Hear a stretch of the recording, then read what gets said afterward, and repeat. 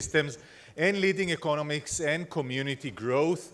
Can they do it all together? Let's ask Erez Ruimi, Director of Innovation and Entrepreneurship at the Rashi Foundation, and Mr. Peter Schwarzbein, Acting Mayor of El Paso, Texas, USA, and Chairman of SCI, and Minsa Kabanda, Minister for Kampala Capital City Authority and Metropolitan Affairs. Please, gentlemen and lady, join me on stage. So I want to start with you, our guest from El Paso. You suffer many problems, climate ones, immigration, etc., etc., etc. Can you have a holistic look over it? Can you see it as one challenge? I don't like to use the word problem as a one challenge and give it a one solution. Can you look at it? Is it a one ecosystem, as we like to say? So first of all, thank you for being here. I think when you talk about El Paso, I'll just be very honest, I think that we are one of the most misunderstood and misrepresented places in the entire world, probably next to Israel. The US-Mexico border is one that comes from a perspective of looking at the border as a threat rather than the border as an opportunity, both economically and culturally. So what we have seen in our community in El Paso is one that I think a lot of communities across the world, and cities in particular, are adept at. And that is the fact that you need to be able to chew gum and walk at the same time too. Yes, we have problems, right? We had one of the worst terrorist attacks in the United States at the Walmart on August 3rd. I also want to thank the Israeli Trauma Center, who came to El Paso and helped with our first responders in the weeks and months after that to process that terror attack. But the city, has looked at this migrant crisis. We have had migrants and asylum seekers come through El Paso since 2017 for the last 5 years. Over the last 6 months, we've seen close to 20,000 Venezuelan asylum seekers come through, and we have helped to transport them in a dignified and efficient way through other parts of the community. All this is being done while at the same time we've had a strategic plan that has been executed from our city council and our leadership. We have been focusing on advanced clusters, focusing on aerospace and defense manufacturing. We recently received a $50 million grant from the Biden administration to help build an aerospace and research facility at our university, the University of Texas at El Paso. But the thing about it is we have those challenges and those opportunities every single day. El Paso is over 900,000 people. Ciudad Juarez, which is literally our sister city in Mexico, which is 1.5 million. Imagine Manhattan and Brooklyn with a line in between them. That is our sister cities. That is our community and our culture. 5 bridges, $90 billion of trade a year go between our two cities.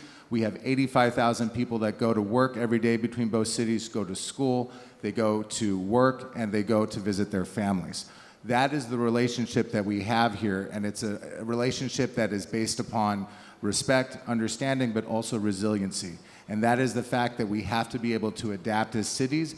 We have crises, whether it's COVID, whether it's immigration or others, but we're able to adapt and making sure that we keep our eyes on the prize and move the ball forward and try to raise the standard of living and the quality of life for our residents. So our guest from Kampala, please take the microphone. Let's speak about your challenges and the solutions that you bring. Thank you very much. I'm Hajat Misa Kabanda, the Minister for Kampala Metropolitan Affairs. I'm also happy to be here with you, all of you. I'm not a mayor, but I head mayors in my country, the capital city. Capital city has 9 mayors. I came with only 1 mayor, but I happen to represent the 9 mayors as a minister because I'm a policy maker on top of that. So the challenges we have in Kampala is the congestion in Kampala. Kampala is the capital city of Uganda, the Pearl of Africa. Kampala was meant to be with only 30,000 people. Right now we have 4 million during daytime and 2 million at night. So that brings the confusion in Kampala, and we cannot manage them sometimes. People think that if they come from villages, they come to town, they can achieve more because there are no jobs. They think when they're in town, they can get more jobs. So that brings the decongestion in Kampala. So I think the challenge is we need to reorganize, we need to plan more, and we need to relocate the towns, the cities of Kampala, rather than thinking that everybody will be in Kampala, the capital city. We should relocate and create more cities around the area, around the metropolitan. So, Erez, on to you. You are the Rashi Foundation, are looking and actually giving solutions to all those problems that are, you can look at it separately, but still they're part of one big ecosystem, which is called a metropolitan or a city or anything like that. No, I think we should educate our people. We should educate the community. Should do a clear mindset change on how we are going to manage the city. We should reorganize. We should reuse. We should teach them how to reuse the garbage collection. Recycling is also important because when we don't look into those things, we get problems in garbage collection and drainage systems also block. They get blocked because we cannot expose well the drainage system.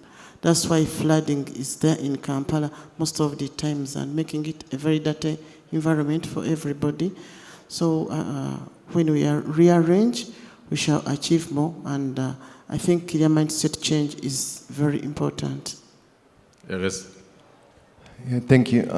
We came to this problem in a social mobility point of view to try to give more opportunities for kids so they have social mobility. And we saw along the years that we're actually tackling a complex problem. It can be recycling, it can be immigrant, it can be any problem. But I think the most important thing to say that the ecosystem need to serve citizens to give them more services, and we need to see that it's not just a round table that people sit around. So there is the issue of putting together the people that need to sit together, the residents, the local authority, the organization around that need to come. We need to see how there is a trust around the table, because if there is no trust, actually they cannot work together. And we, in the task area, need to see that we have a data. And data that can, we all look at it and to see the problem through something that we see together and then start working together. But Erez, let's try to spread the problems because you spoke of one big thing, one data, which changes from education to the third age to water problems to, I can give you now a list of 100 missions that one is different from the other. Mayor of El Paso spoke of immigration, of crime, of terror attacks. Those are just 3 problems. I can give you 50, 100 more. So how do you combine it? Because the solutions that are needed to terror attacks in a Walmart branch in El Paso is different than the one that you need for a school or for education, etc. How do you create one big ecosystem? And how do you create the trust when on some issues you do trust your mayor, and on others you look at him as someone who do not assist you. Sometimes he's your friend, and sometimes, I don't want to use the term enemy, but he's not your friend, especially when it comes to collect taxes. So it's 2 different questions. First of all, to create trust, you need to see that the people talking together, spend time together and see together problem. I think what you asked regarding to the long-term share outcome, you know, in Israel there was days that we saw the level of the Kinneret. So everybody know the number, where is the Kinneret is. In gun issues, you can see how many people die every year, and you nail a number in accidents, and in also in climate issue. When you see a problem together and you see the long-term share outcome you want to go, so you start to cultivate people to talk to each other and to see what is the advantage of each angle that they can share together. So it's no matter which kind of complex problem you want to tackle, you need to see this trust, you need to see this organization sitting around and talking the way that they want to solve together the same number and not different, because every organization have its own interests, and you need to see how there is a common agenda. So Peter, you were laughing when I asked my question, so Well, take from there. you talk about the mayor and taxes, and that obviously got a chuckle. You ran away to Israel. You know, here you're safe. You're not collecting any. Look, I'm sure that whether you're in Israel or the United States or Macedonia or Uganda, nobody likes taxes. That's something I'm really, really sure about, probably. But there's a big point that I think happens when you're talking about building those bonds of trust. Data is good. Looking at ecosystems are good, but it comes down to one of the most important parts of being a public servant, of being in municipal government, which is listening. Listening is the ability that we have, it is probably the most important tool we have as elected officials, as mayors, as city managers, is to be able to do that, right? To be able to go and look at the data, look at the strategic plan that you have for your community, to build out your ecosystem, to invest in education, to invest in infrastructure, but to be able to listen to the concerns, right? Because we know something true that is also true about cities. Cities are where things get done in our 21st century, right?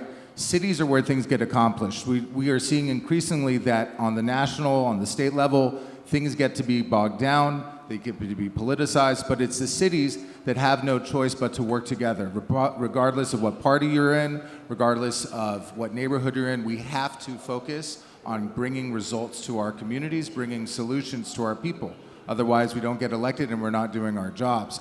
But that, I think, is the biggest challenge, right? Is looking at the ecosystems that we have here, understanding that the shocks that we might see, whether it's public health, whether it's poverty, whether it's a terrorist attack, God forbid, or other acts like immigration, those shocks increasingly are not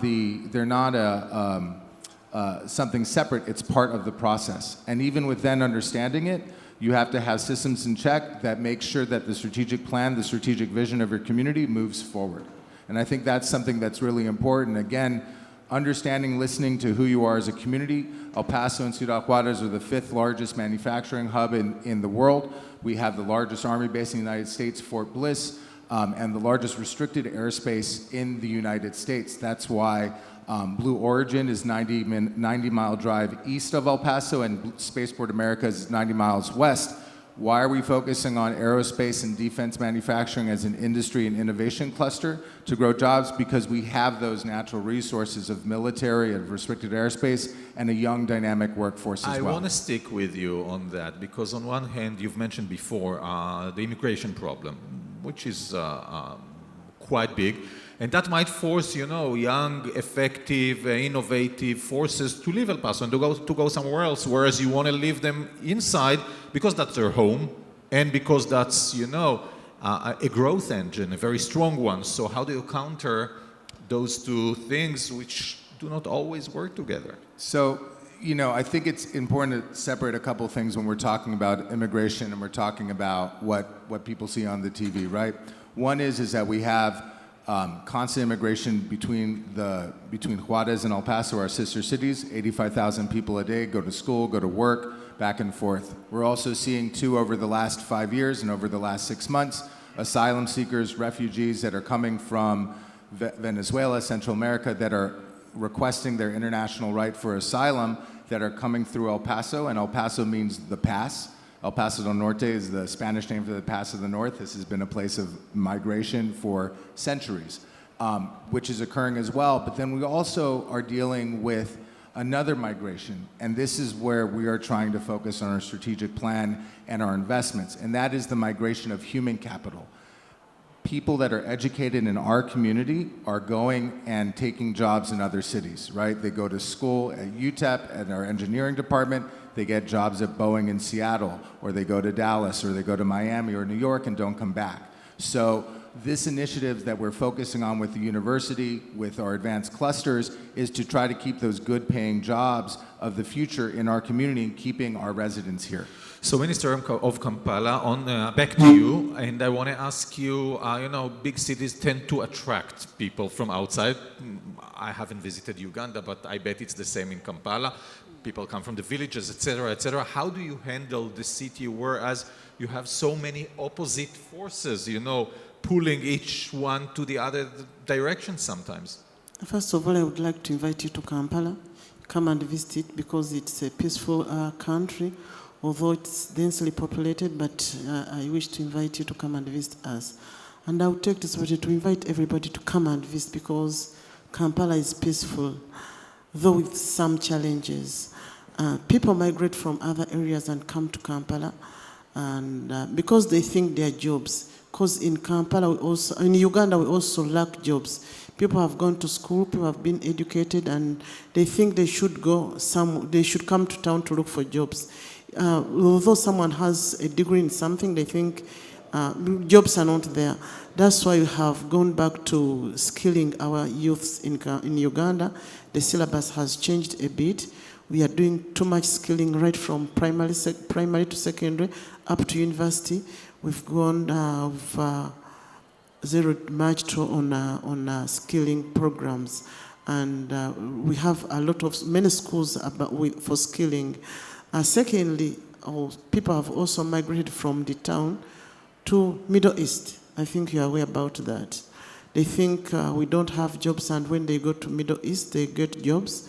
And that's why where the problem is in Kampala or in Uganda as a whole. So we want to discourage our people that they should do more skilling programs in Kampala, create more jobs in Uganda rather than going outside the country. And we have also, when we make more cities in other municipalities, if we create more cities, if we create more opportunities, people will not migrate from villages to town to come and congest Kampala.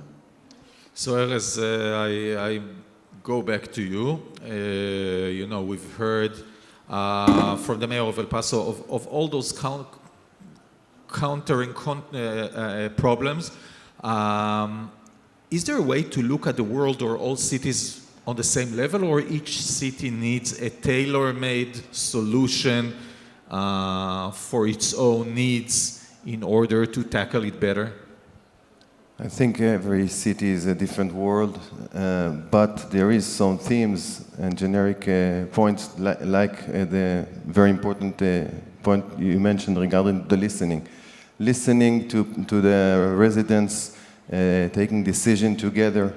And I think also this is a worldwide point of view and generic, that the local authority became more and more powerful in the world, so we need to trust them more, we need to give them an infrastructure, you need to see that they have the infrastructure to gather the people, to collect the data, to see the process going, because if we're coming to the city from outside, even if we have some information to give or data to give, it won't work. So I think the main common thing is to see that the local authority is one of the main backbone of the ecosystem. Otherwise, you just come to talk about them and you're not working with them. So it won't be sustainability, it won't be resilience, and it won't work. And out of your experience, Erez, what are the success rate? I mean, looking at cities that you work with, organizations that you work with, how successful are you?